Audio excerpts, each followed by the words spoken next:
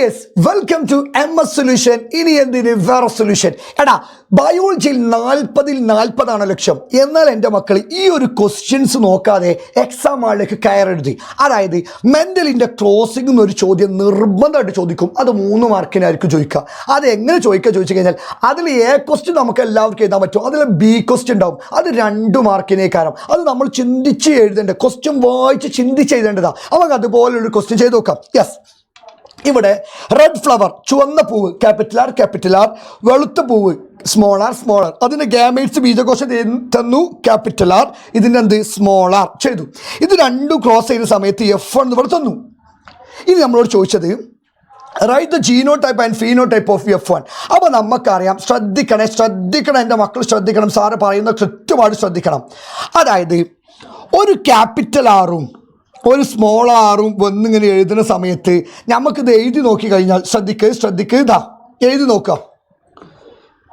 Capital R cross small R, അതിലെ gametes capital R, ഇതിൻ്റെ gametes small R. ഇത് രണ്ട് ക്രോസ് ചെയ്യുമ്പോൾ F1.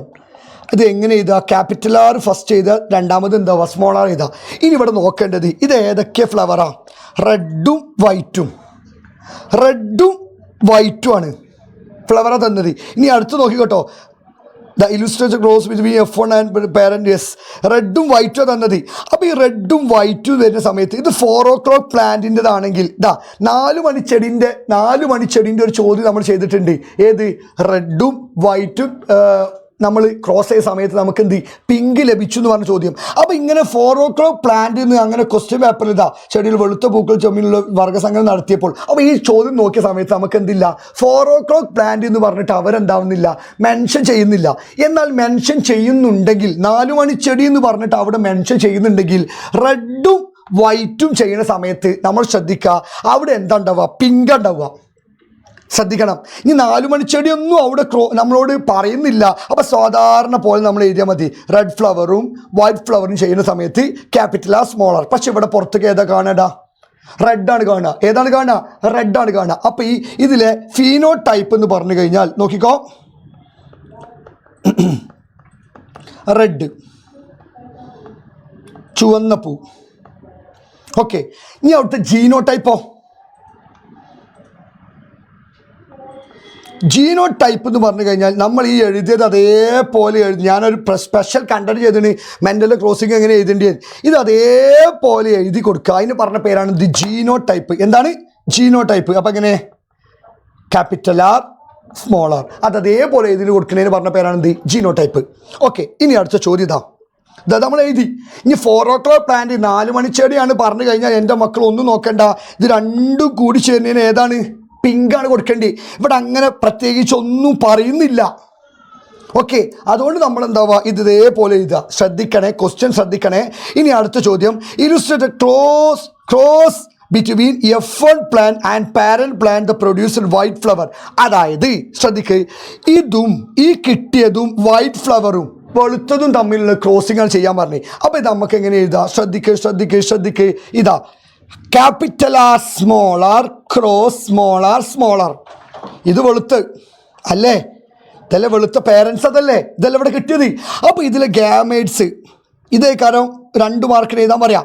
ഇതിൽ ഗാമേറ്റ്സ് ചെയ്ത സമയത്ത് ഇത് ക്യാപിറ്റൽ ആർ ഇങ്ങോട്ട് എടുക്കണം, സ്മോൾ ആർ ഇങ്ങോട്ട് എടുക്കണം. ഇതെന്തുകൊണ്ട് സെപ്പറേറ്റ് എടുത്ത് ചോദിച്ചു കഴിഞ്ഞാൽ രണ്ടും സെയിം ആണെങ്കിൽ ഗാമേറ്റ്സ് എഴുതുമ്പോൾ അതൊന്നും ഒന്നെടുത്താൽ മതി.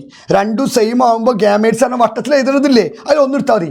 എന്നാൽ ഈ രണ്ടും ഡിഫറെൻ്റ് ആണെങ്കിൽ അത് ഓരോന്നും സെപ്പറേറ്റ് എടുക്കണം. രണ്ടും ഡിഫറെൻ്റ് ആണെങ്കിൽ സെപ്പറേറ്റ് എടുക്കും. ഞാൻ ഗാമേറ്റ്സ് കാണുമ്പോൾ എങ്ങനെ ചെയ്യേണ്ടതെന്ന് മെൻ്റലിൻ്റെ പരീക്ഷ എന്നുള്ളൊരു കണ്ടന്റ് ചെയ്തിട്ടുണ്ട്, അതിൻ്റെ മക്കളൊന്ന് കാണണേ.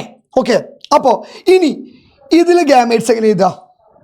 ഇതിൻ്റെ ഗാമേറ്റ്സിൻ്റെ പ്രത്യേകത രണ്ടും സെയിം അല്ലേ, അപ്പോൾ ഒരൊറ്റ ഗാമേറ്റ്സ് ചെയ്താൽ മതി, അതാണ് സ്മോൾ ആർ. ശ്രദ്ധിക്കണം, നല്ല ചോദ്യങ്ങളാണ്.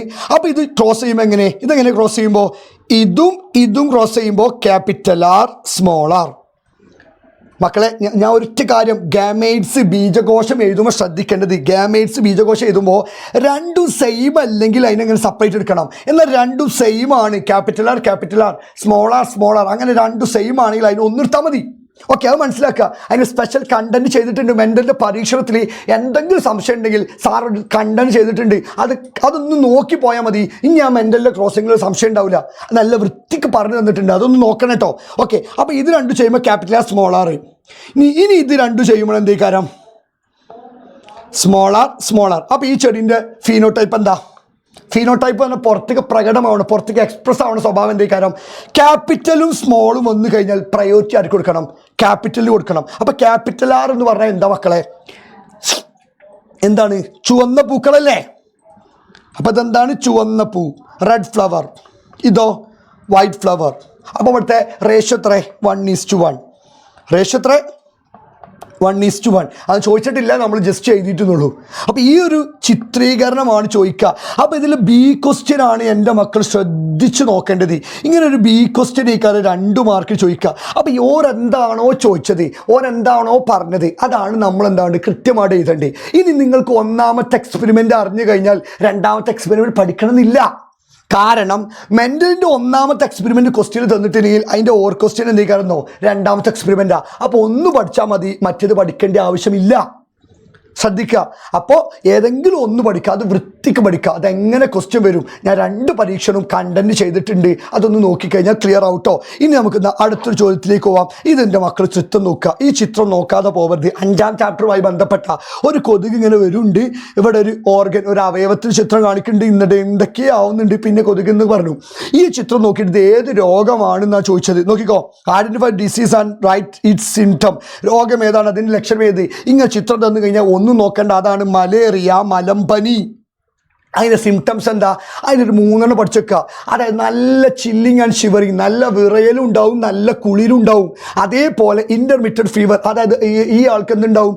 ഇടവിട്ട് എന്തുണ്ടാവും? പനി ഉണ്ടാവും, ഹെഡ് ഏക്ക്, തലവേദന ഉണ്ടാവും, വോമിറ്റിങ്, ഛർദി ഉണ്ടാവും, മസിൽ പെയിൻ ഉണ്ടാവും, ജോയിൻസ് പെയിൻ ഉണ്ടാവും, എല്ലാ ഫാറ്റിഗ്, ക്ഷീണം ഉണ്ടാവും. അപ്പോൾ എൻ്റെ മക്കൾ എന്താവുക? ഇതിലേതെങ്കിലും ഒന്നെന്താവുക? പഠിച്ചു വെക്കുക. ഒന്നല്ല, ഒരു 3 ലക്ഷണങ്ങൾ പഠിച്ചു വെക്കുക. ഇനി രണ്ടാമത്തെ, ഈ രോഗത്തിനെ ഇല്ലാതാക്കാൻ എന്തെല്ലാം മുൻകരുതലുകൾ, പ്രിക്കോഷൻസ്. ഈ രോഗം ഉണ്ടാക്കുന്നത് ആരാ?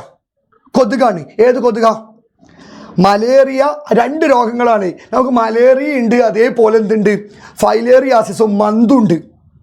ഓക്കെ, മന്ത് ഉണ്ടാക്കുന്നത് ആരാ? അനോഫിലസ് പെൺകൊതുക്. എന്നാൽ മലേറിയ ഉണ്ടാക്കുന്നത് ആരാ? Culex mosquito, female Culex mosquito. Female, അതായത് ക്യൂലെക്സ് പെൺകൊതുകാണ് എന്തുണ്ടാക്കണേ? ഇതുണ്ടാക്കണത്. അപ്പോൾ നമ്മളിത് നോക്കേണ്ടത് കൊതുകിനെ ഇല്ലാതാക്കാൻ എന്തെല്ലാം ചെയ്യാൻ പറ്റും. ഇതാണ് പ്രിക്കോഷൻസ്. എന്താണ്? ഇതാ spread mosquito and precautions should be taken for mosquito control. അതായത് കൊതുകിനെ ഇല്ലാതാക്കാൻ, നശിപ്പിക്കാൻ എന്തൊക്കെ ചെയ്യും? ഇപ്പോൾ കെട്ടിക്കിടക്കുന്ന വെള്ളങ്ങൾ ഇല്ലാതാക്കുക. ഡ്രൈ ഡേ ആചരിക്കുക. കാരണം കെട്ടിക്കിടക്കുന്ന വെള്ളത്തിലല്ലേ ഇവരുണ്ടാവുക. ഇപ്പം നമ്മളെ സറൗണ്ടിങ്സ്, ചുറ്റുപാടൊക്കെ ക്ലീനായിട്ട് വൃത്തിയായിട്ട് എന്താക്കുക, നമ്മൾ നോക്കുക. അങ്ങനെ ഒരു ജനറൽ ചോദ്യം ചോദിക്കാൻ ചാൻസ് വളരെ കൂടുതലാണ്. കൊതുകുമായി ബന്ധപ്പെട്ട ക്വസ്റ്റ്യൻ നിൻ്റെ ക്വസ്റ്റ്യൻ പേപ്പറിൽ കാണും. കാരണം കൊതുക് ഉണ്ടാക്കുന്ന 2 രോഗങ്ങളാണ് ഫൈലേറിയാസിസ്, മന്തും, പിന്നെന്താ മലമ്പനി, മലേറിയയും. അപ്പോൾ ഇത് 2 രോഗങ്ങൾ നിർബന്ധമായിട്ട് പഠിച്ചു പോകണം. ഓക്കെ, സെറ്റാണല്ലോ. എന്നാൽ അടുത്ത ചോദ്യത്തിലേക്ക് പോവാം. എൻ്റെ മക്കൾ ഈ ഒരു ചിത്രം നോക്കുക. ഈ ഒരു ചിത്രം എന്തിൻ്റെ ചിത്ര? നമ്മളെ സ്പൈനൽ കൊണ്ട് ചിത്ര. ഇവിടെ ഒരു എക്സ് എന്ന് തന്നിട്ടുണ്ട്, ഇവിടെ ബി എന്ന് തന്നിട്ടുണ്ട് കേട്ടോ. ശ്രദ്ധിക്കുക, എ ബി തന്നിട്ടുണ്ട്. Name the part A and B. A എന്ന് പറഞ്ഞു കഴിഞ്ഞാൽ സ്പൈനൽ കോഡ് സുഷുമ്ന, 2ാം ചാപ്റ്ററിൽ ഇതാ. അപ്പോൾ ഈ ചിത്രം വരക്കാൻ ചോദിക്കാൻ ചാൻസ് ഉണ്ട്.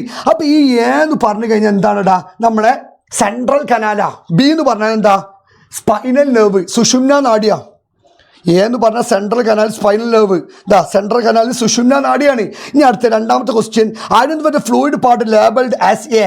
അപ്പോൾ ഇവിടെ ഇതിൻ്റെ ഉള്ളിൽ ഒരു ഫ്ലൂയിഡ്, ഒരു ദ്രാവകമുണ്ട്. അതിൻ്റെ പേരെന്താ? അതിൻ്റെ ധർമ്മം, ഫംഗ്ഷൻ എന്താ? ഇതിൻ്റെ ഉള്ളിൽ കാണപ്പെടുന്ന, അതായത് ഒരു സുഷുമ്നൻ്റെ സെൻട്രൽ കനാൽ, ഈ സെൻട്രലിൽ ഒരു ഹോൾ ഉണ്ട്. അതിനുള്ളിൽ കാണപ്പെടുന്ന ഫ്ലൂയിഡിൻ്റെ പേരാണ് cerebrospinal fluid. Cerebrospinal, CCF, cerebrospinal fluid. അതിൻ്റെ ധർമ്മം എന്താ ചോദിച്ചു കഴിഞ്ഞാൽ എൻ്റെ മക്കൾ മനസ്സിലാക്കണം. ഐഡന്റിഫൈഡ് ഫ്ലൂയിഡ് ആൻഡ് ഫങ്ഷൻസ് പറഞ്ഞു. ഇതാ എ എന്ന ഭാഗത്ത് അടയാളപ്പെടുത്തിയ ഭാഗത്ത് ഒരു ദ്രാവകം ഏതാണ്? അതിൻ്റെ ധർമ്മം എന്ത്? ഒന്ന് നോക്കുക. അതാണ് സെറിബ്രോസ്പൈനൽ ഫ്ലൂയിഡ്. അതിൻ്റെ ധർമ്മങ്ങൾ എന്തിനാണ്? സ്പൈനൽ കോഡിൻ്റെ ആ ഒരു സെൻട്രൽ കനാൽ, ആ സെൻട്രലിലുള്ള ഹോൾ ഉണ്ട്, ഒരു ഓട്ട, അതിനുള്ളൊരു ഫ്ലൂയിഡ് ഇങ്ങനെ നിറഞ്ഞിക്കുക. അതിൻ്റെ പേരാണ് സെറിബ്രോസ്പൈനൽ ഫ്ലൂയിഡ്. ആ സെറിബ്രോസ്പൈനൽ ഫ്ലൂയിഡ് എവിടെ കാണുന്നോ? നമ്മുടെ ബ്രെയിനിലും ഉണ്ട്, മസ്തിഷ്കത്തിലും ഉണ്ട്. ഇത് എന്തിനാ ചോദിച്ചു കഴിഞ്ഞാൽ provide oxygen and nutrients to tissue or central nervous system. അതായത് ബ്രെയിനിനും സ്പൈനൽ കോഡിനും വിളിക്കുന്ന പേരാണ് സെൻട്രൽ നെർവസ് സിസ്റ്റം, കേന്ദ്ര നാഡീവ്യവസ്ഥ. അവർക്ക് ആവശ്യമായ അതിൽ ടിഷ്യൂസിന് ആവശ്യമായ ഓക്സിജനും ന്യൂട്രിയൻസും പ്രൊവൈഡ് ചെയ്യാം. രണ്ടാമത്താണ് എലിമിനേറ്റ് വേസ്റ്റ്, മാലിന്യങ്ങളെ നീക്കം ചെയ്യുക. പിന്നെന്താണ് റെഗുലേറ്റ് പ്രഷർ, മർദ്ദം ക്രമീകരിക്കുക. ഈ 3 പഠിച്ചേക്കുക. കുറേ ഉണ്ട്. പിന്നെന്താണ് പ്രൊട്ടക്ട് ഫ്രം ഈ എക്സ്റ്റേണൽ ഇഞ്ചുറി, ബാഹ്യക്ഷതങ്ങളിൽ നിന്ന് സംരക്ഷിക്കുക. അങ്ങനെ 4 എൻ്റെ മക്കൾ 3 പഠിച്ചു പോവുക, അല്ലെങ്കിൽ 4 പഠിച്ചു വെച്ചോ, 3 ഓർമ്മ ഉണ്ടാവുള്ളൂ. ഓക്കെ, CSFൻ്റെ ഫങ്ഷൻസ് നോക്കി വെക്കട്ടോ. ഇനി അടുത്ത് how is part B is formed. Part B എങ്ങനെയാണ് രൂപപ്പെടുന്നത്? നല്ല ചോദ്യം, 4 മാർക്കിനുള്ള ചോദ്യം കേട്ടോ. എങ്ങനെയാണ് പാർട്ട് ബി ഉണ്ടാവുന്നത്? അപ്പോൾ സ്പൈനൽ കോഡിനെ നോക്കുന്ന സമയത്ത് നമുക്ക് മനസ്സിലാക്കാൻ പറ്റും. സ്പൈനൽ കോഡ് സുഷുമ്നയെ നോക്കുന്ന സമയത്ത് സുഷുമ്നയിൽ 2 റൂട്ട് ഉണ്ട്. ഈ റൂട്ടിൻ്റെ പേരാണ് ഡോർസൽ റൂട്ട്, ഈ റൂട്ടിൻ്റെ പേരാണ് ventral root. Dorsal root, ventral root അറിയാലോ. ഡോർസൽ റൂട്ട് എന്ന് പറഞ്ഞാൽ എന്താ? ഇപ്പോൾ ഞാൻ എൻ്റെ കാലും ഒരു ആണി കുത്തിയിട്ടുണ്ടെങ്കിൽ ആ ആണി കുത്തിയെന്നുള്ളൊരു മെസ്സേജ് എൻ്റെ സ്പൈനൽ കോഡ് സുഷുമ്നയ്ക്ക് കൊണ്ടുപോയി കൊടുക്കുന്ന ആ ഒരു റൂട്ടിൻ്റെ പേരാണ് ഡോർസൽ റൂട്ട്. അങ്ങനെ സുഷുമ്ന സ്പൈനൽ കോഡ് അതിനെങ്ങനെ നോക്കും. സുഷുമ്ന എന്ന സ്പൈനൽ കോഡിൻ്റെ മലയാളാട്ടോ. അങ്ങനെ സ്പൈനൽ കോഡ് അതിനെങ്ങനെ അനലൈസ് ചെയ്തിട്ട് ആണി കുത്തിയതാണല്ലേ, എന്നാൽ കാല് വലിക്ക്, പെട്ടെന്ന് കാല് വലിക്കാനുള്ള നിർദ്ദേശം ഏത് റൂട്ട് വഴിയാണ് കൊടുക്കുക? Ventral root. കേക്ക് ഇപ്പം നമ്മൾ പെട്ടെന്ന് ഇങ്ങനെ ഓർക്കാൻ സമയത്ത് ഇങ്ങനെ നടന്നു പോകുന്ന സമയത്ത് നമ്മൾ കാലും ഒരു ആണിയാണ് കുത്തി. ആ കുത്തി കഴിഞ്ഞ സ്പോട്ടിൽ നമ്മൾ വലിക്കൂലേ? അപ്പോൾ ആ വലിക്കണതൊക്കെ കൺട്രോൾ ചെയ്യുന്നത് ശരിക്ക്, അതായത് ആ കാല് അതൊക്കെ കൺട്രോൾ ചെയ്യുന്നത് ശരിക്കും ആരാന്നോ? നമ്മുടെ സ്പൈനൽ കോഡ്. അപ്പോൾ ഈ കാലും ആണി കുത്തുമ്പോൾ ആ കുത്തിയ ഇൻഫർമേഷൻ ഇങ്ങനെ കൊണ്ടുപോയി കൊടുക്കുന്നത് ഡോർസൽ റൂട്ടാണ്. ആ സന്ദേശം ഡോർസൽ റൂട്ട് വഴിയാണ് സ്പൈനൽ കോഡ് എത്തുക. അങ്ങനെ കാല് വലിക്കണമെന്നുള്ള നിർദ്ദേശം കൊടുക്കുന്നത് സ്പൈനൽ കോഡിൽ നിന്ന് ഏത് റൂട്ട് വഴിയാ? Ventral root. അപ്പോൾ ഈ ഡോർസൽ റൂട്ടും വെൻട്രൽ റൂട്ടും കൂടി ചേർന്നിട്ടാണ് എന്തുണ്ടാവുന്നത്? സ്പൈനൽ നെർവ്, സുഷുമ്ന നാഡി ഉണ്ടാവുന്നത്. ഓക്കെ, അത് മനസ്സിലായല്ലോ? ക്ലിയർ ആയി മനസ്സിലാവണം കേട്ടോ. അപ്പോൾ ഇതെങ്ങനെ ഉണ്ടാവുന്നത് നോക്കിക്കോ. ഇതാ is formed by dorsal root and ventral root. Dorsal റൂട്ടും വെൻട്രൽ റൂട്ടും ചേർന്നാണ് ഇത് ഉണ്ടാവുന്നത്. ഇനി ഇതിൻ്റെ പ്രത്യേകത എന്താ? ഇതാ ശരീരത്തിൻ്റെ വിവിധ ഭാഗങ്ങളിലെ സന്ദേശങ്ങൾ സുഷുമ്നയിൽ എത്തിക്കുകയും സുഷുമ്നയിൽ നിന്നുള്ള നിർദ്ദേശങ്ങൾ ശരീരത്തിൻ്റെ വിവിധ ഭാഗങ്ങളിലേക്ക് കൈമാറുകയും ചെയ്യുന്നത് സുഷുമ്ന നാഡികളാണ്. അതായത് transmit message from different parts of the body to spinal cord and transmit instruction from spinal cord to different parts of body. അതായത് ഡോൾസൽ റൂട്ടിൻ്റെ പ്രത്യേകത എന്താ? കാലുമാവട്ടെ ശരീരത്തിൻ്റെ പല ഭാഗത്തുനിന്ന് ഇൻഫർമേഷൻസിനെ, പല സന്ദേശങ്ങൾ സ്പൈനൽ കോഡിൻ്റെ ഉള്ളിലേക്ക് എത്തിച്ചു കൊടുക്കണാരാ? Dorsal root. വെൻട്രൽ റൂട്ട് പറഞ്ഞാൽ എന്താ? ഈ സ്പൈനൽ കോഡിൽ നിന്നുള്ള നിർദ്ദേശങ്ങൾ ശരീരത്തിൻ്റെ വിവിധ ഭാഗങ്ങളിലേക്ക് എത്തിക്കണാരാ? Ventral root. ഇത് രണ്ടും കൂടി ചേർന്നിട്ടല്ല സ്പൈനൽ നെർവ്. അപ്പം എൻ്റെ മക്കൾ ശ്രദ്ധിക്കണം, 4 മാർക്കിനാണ് സ്പൈനൽ കോഡ് സുഷുമ്ന ചോദിക്കാൻ ചാൻസ് ഉള്ളത്. ആ ഭാഗങ്ങൾ കൂടി എൻ്റെ മക്കൾ എന്താവാ പഠിക്കുക. ഇനി നമ്മളെ ക്വസ്റ്റ്യൻസ് ഉണ്ട്, അതെല്ലാം ഇന്ന് രാത്രി കൃത്യം 7:00 നമ്മൾ എൻ്റെ മക്കൾക്ക് സെറ്റാക്കി പഠിപ്പിക്കാൻ പോവുകയാണ്. അപ്പോൾ നിങ്ങളെല്ലാവരും ചെയ്യേണ്ടത് ആദ്യം തന്നെ ആ ലൈവ് എൻ്റെ മക്കൾ പോയി ലൈക്ക് ചെയ്ത് വെക്കുക. നമ്മൾ ഇന്ന് രാത്രി പൊളിച്ചെടുക്കാൻ പോവുകയാണ്. നാളത്തെ ക്വസ്റ്റ്യൻ പേപ്പറിൽ വരാൻ ചാൻസ് ഉള്ള മുഴുവൻ ക്വസ്റ്റ്യൻസും ഇന്ന് നമ്മൾ ഡിസ്കസ് ചെയ്യും. അപ്പോൾ കൃത്യം 7:00 ഫ്രണ്ട്സിനെ കൂട്ടി വാ, മറക്കണ്ട. അവിടെ വെച്ചിട്ട് കാണാം. Okay, by.